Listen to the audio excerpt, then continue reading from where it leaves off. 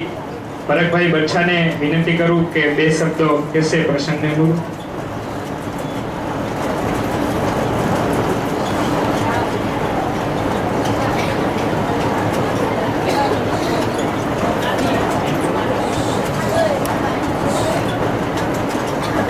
આજે સ્વામી વિવેકાનંદ 150મી જયંતિના પ્રસંગે રામકૃષ્ણ મિશન પોરબંદર અને રાજકોટ નો આજે રથ પધાર્યો છે જામખંભાળિયામાં. તે પ્રસંગે આજના પ્રસંગે અત્રે પધારેલા જિલ્લા કલેક્ટર સાહેબશ્રી, ડીઈઓ સાહેબશ્રી, સ્વામીજી, કેન્દ્રભાઈ, મંચસ્થ મહાનુભાવો, ઉપસ્થિત સજ્જનો, મારા વાલા વિદ્યાર્થી ભાઈઓ અને બહેનો, કલેક્ટર સાહેબના વક્તવ્ય પછી અને સ્વામીના વક્તવ્ય પછી બોલવાનું થયું છે, ક્ષમા કરશો. સ્વામી વિવેકાનંદ વિશે વાત કરીએ તો એક વાત કરવાનું મન થાય છે. આપણે દર વર્ષે શિયાળો, ઉનાળો અને ચોમાસું આવે, તમને વિદ્યાર્થી મિત્રો ખ્યાલ હશે કે ચોમાસું આવે એની પહેલાના જે 20 દિવસો હોય, ઉનાળાના દિવસો પૂરા થાય, આપણી શાળા શરૂ થાય અને કેવી ગભરામણની સ્થિતિ થતી હોય છે.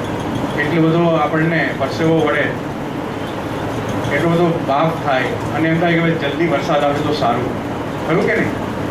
થતું હોય છે ને જૂન મહિનામાં. તો એ છે આખું જે સાદી ભાષામાં કહેવાય ગાભ બંધાતો હોય. અને અરબી સમુદ્રની અંદર આવું જો વાતાવરણ સર્જાય અને એને એક ડિપ્રેશન કહેવાય, અને ડિપ્રેશન સર્જાય તો વરસાદ આવે. એની જે રીતે સ્વામીજીએ વાત કરી એમ કે નરેન્દ્રનાથ જ્યારે એટલા બધા ડેસ્પરેટ થયા, એટલા બધા આતુર થયા ભગવાનને જોવા માટે, જેને પણ મળે એને પૂછે કે તમે ભગવાનને જોયો છે? મારે ભગવાનને જોયું છે. એવી સ્થિતિ જ્યારે આપણામાં નિર્માણ થાય, આપણામાં આવો ગાભ બંધાય, આપણામાં જ્યારે આવું ડિપ્રેશન સર્જાય, ત્યારે વરસાદ આવે અને ત્યારે આમાંથી આપણે વિવેકાનંદ બનીએ.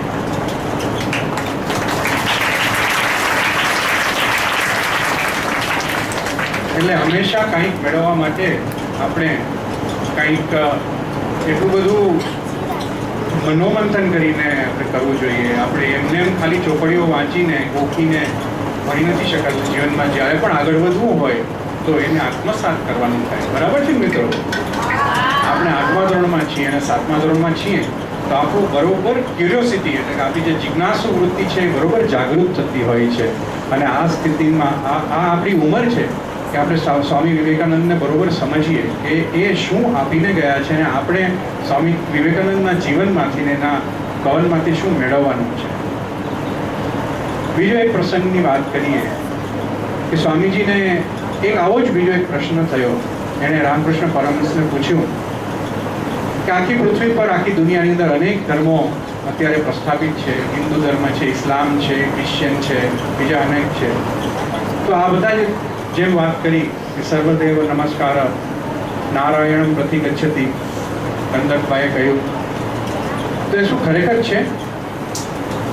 આવો પણ એને ડેસ્પરેટલી એક પ્રશ્ન થયો અને એ પ્રશ્નનું સોલ્યુશન નહોતું થતું. રામકૃષ્ણ તો પરમહંસ હતા.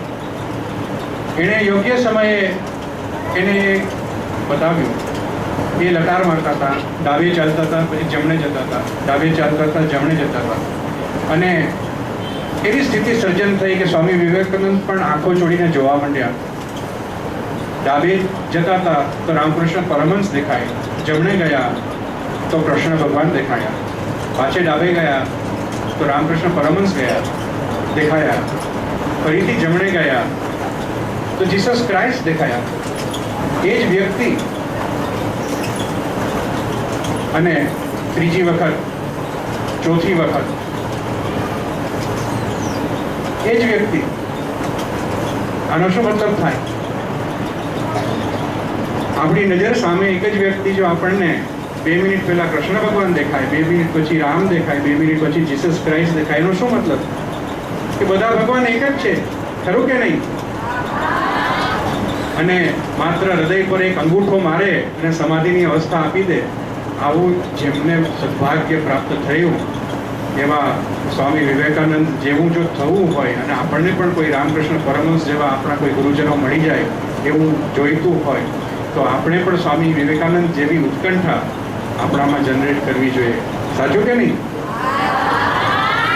તો આપણે આજે એમને આદર્શ માની અને આપણા જીવનને આગળ વધારીએ. વાતો પછી કરશું બેટા, ચોથી રહો અહીંયા થોડું ક્યાં.